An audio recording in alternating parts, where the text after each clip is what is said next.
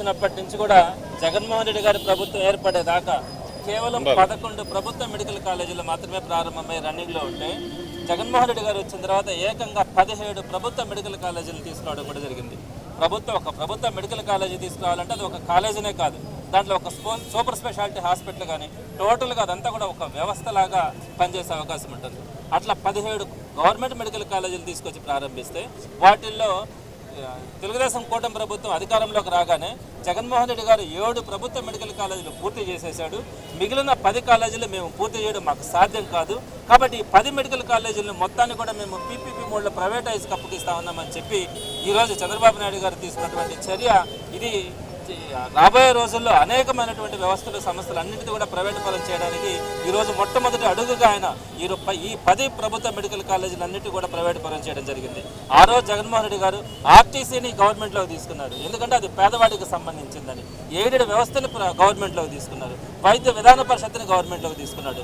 విచ్చలవిడిగా లెక్కరు అమ్మకూడదన్న ఉద్దేశంతో దాన్ని కూడా గవర్నమెంట్లోకి తీసుకుని ఒక సిస్టమేటిక్గా దాన్ని అందించే పనిలోకి తీసుకురావడం జరిగింది. అలానే సచివాలయ వ్యవస్థ తీసుకురావడం కానీ, గవర్నమెంట్ స్కూల్స్ బాగుండాలని నాడు నేడు ద్వారా సుమారుగా 43,000 స్కూల్స్ని అప్గ్రేడ్ చేయడం కానీ, ఆర్బీకేలను ఏర్పాటు చేయడం కానీ, ఇలా అనేకమైనటువంటి రిఫార్మ్స్ గవర్నమెంట్ వ్యవస్థలో తీసుకొని వచ్చి ఒక అద్భుతమైనటువంటి ఒక వ్యవస్థను తీసుకొచ్చిన క్రమంలో ఈరోజు చంద్రబాబు నాయుడు గారు వచ్చి రాగానే సచివాలయ వ్యవస్థని సర్వనాశనం చేసినాడు, వాలంటీర్స్ని తీసేసినాడు. అక్కడ ఉన్నటువంటి సచివాలయ ఎంప్లాయీస్ అందరినీ కూడా చిందరవందరగా ఒక్కొక్కరి డిపార్ట్మెంట్కి పంపించి వాళ్ళని అవమానించే పరిస్థితుల్లో సచివాలయ వ్యవస్థను నాశనం చేస్తూ ఉన్నాడు.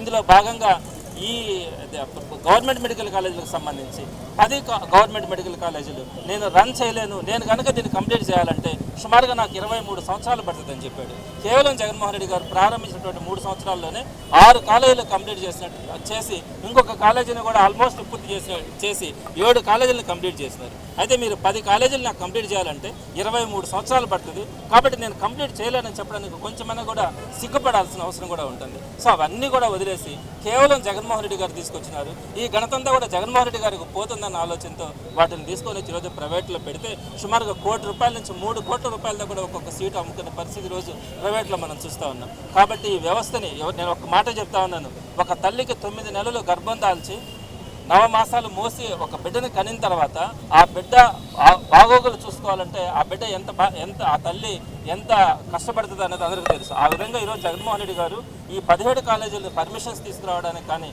వాటికి సంబంధించినటువంటి అన్ని అనుమతులను తీసుకొని వచ్చి ప్రారంభించిన తర్వాత ఆ పెయిన్ అన్నది జగన్మోహన్ రెడ్డి గారికి తెలుస్తుంది. ఈ రోజు అవేమీ లేకుండా నువ్వు వాటన్నింటినీ కూడా ఎవరో ఊళ్ళో వాళ్ళు పుట్టించిన బిడ్డని నువ్వు అమ్ముకున్నట్టుగా ఈరోజు ఆ గవర్నమెంట్ కాలేజీలు అన్నింటి కూడా అమ్మేసుకొని దాన్ని ప్రైవేటైజ్ చేసి అది కూడా మీ బినామీలకు అమ్ముకున్నటువంటి తీరు చూస్తే ఈరోజు ప్రజలందరూ కూడా ఎంత బాధపడుతున్నారు మీకు అర్థం కావట్లేదు. ఇది తప్పకుండా రాబోయే రోజుల్లో ప్రజా పోరాటం అవుతుందని కూడా వైఎస్ఆర్సీపీ తరఫున తెలియజేస్తారు.